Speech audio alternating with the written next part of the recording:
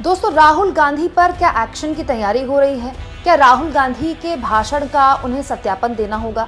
दरअसल आज राहुल गांधी ने जो भाषण दिया उसे लेकर जबरदस्त तरीके से विरोध हुआ है। दोस्तों, संसद के अंदर भी संसद के बाहर भी राहुल गांधी के भाषण के तुरंत बाद बीजेपी द्वारा प्रेस कॉन्फ्रेंस की गई। इसके अलावा राहुल गांधी जब भाषण दे रहे थे लोकसभा के अंदर तो मोदी जी 2 बार खड़े हुए और गृह मंत्री जी 3 बार खड़े हुए, अमित शाह जी 3 बार खड़े हुए, राजनाथ जी 2 बार खड़े हुए, संसदीय कार्य मंत्री किरण रिजिजू जी 2 बार खड़े हुए, शिवराज सिंह चौहान 1 बार खड़े हुए।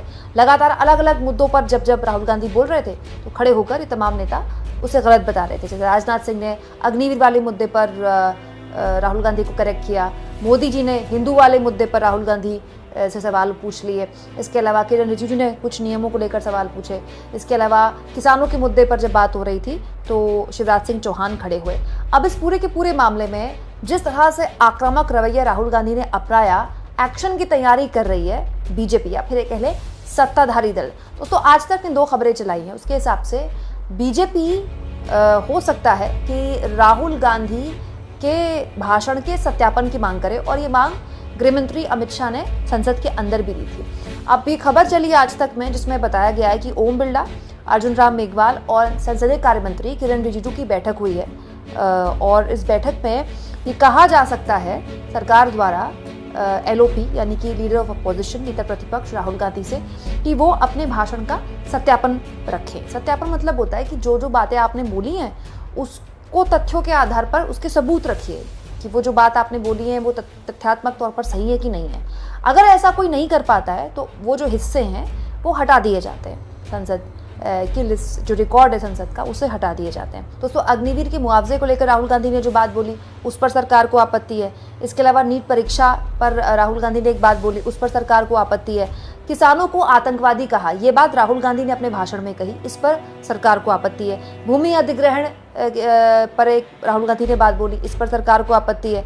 और इसके अलावा भी कुछ ऐसे मामले हैं, ऐसी हिस्से हैं जिसे लेकर सरकार के मंत्रियों ने उस वक्त खड़े होकर भी अपनी आपत्ति दर्ज कराई। मोदी जी ने पिछले 10 सालों में ऐसा कभी नहीं हुआ कि विपक्ष का कोई नेता बोल रहा है मोदी जी को खड़ा होना पड़ा हो, लेकिन मोदी जी 2 बार खड़े हुए और उस वक्त भी सत्ता पक्ष ने इस पर आपत्ति जाहिर की थी।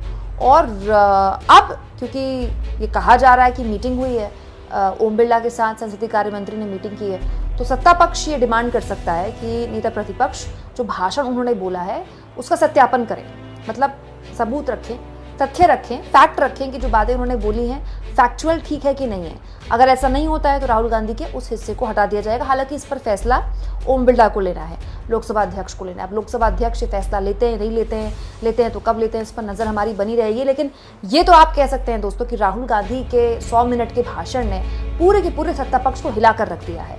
मतलब आप देखिए, जब से राहुल गांधी ने भाषण दिया मतलब उनके भाषण के अलावा कोई बात ही नहीं हो रही है, केवल उनके भाषण को लेकर ही बात हो रही है। ये इस बात के संकेत हैं कि राहुल गांधी के भाषण का जो तीर है वो बिल्कुल सही निशाने पर लगा और बीजेपी विचलित तो हुई है राहुल गांधी के भाषण से और काफी ज्यादा विचलित हुई है। आपको राहुल गांधी का भाषण कैसा लगा दोस्तों? कमेंट बॉक्स में जरूर लिखें और जितना हो सके चैनल को शेयर करें, सब्सक्राइब करें और थैंक्स फॉर ज्वाइन के ऑप्शन से अगर आप चाहें तो कुछ आर्थिक मदद भी चैनल की जरूर करें।